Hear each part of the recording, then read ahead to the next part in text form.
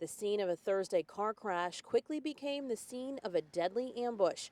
One day after Davis officer Natalie Corona was shot to death while trying to sort out how three cars collided, Police Chief Darren Pytel revealed a man not involved in the accident rode up on a bike out of the shadows and took aim at Corona with a semi-automatic pistol. The suspect basically just opened up fire, shot her once, and she went down to the ground, and he then ended up shooting her multiple times. This 22-year-old rookie, who'd been out in the field on her own for just a few weeks, was wearing a bulletproof vest, but was struck at least once in the neck. He expended all the rounds in a magazine, reloaded, and then started shooting in another direction.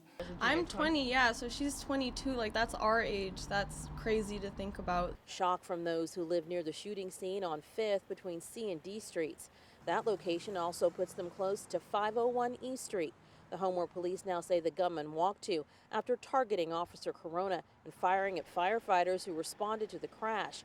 He dropped a backpack along the way, which helped investigators track down his location. After his roommate was evacuated, a dangerous dance began with officers surrounding the house for hours, the suspect coming out twice.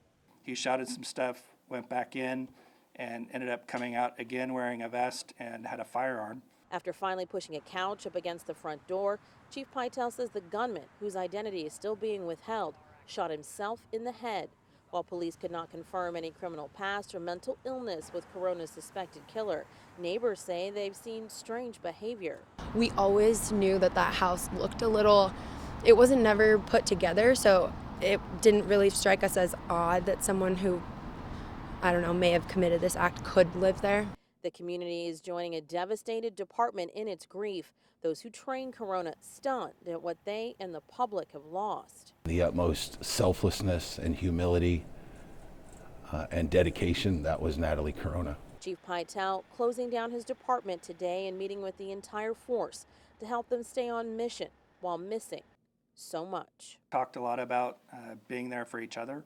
We wanted to honor and respect Officer Corona to the best that we can.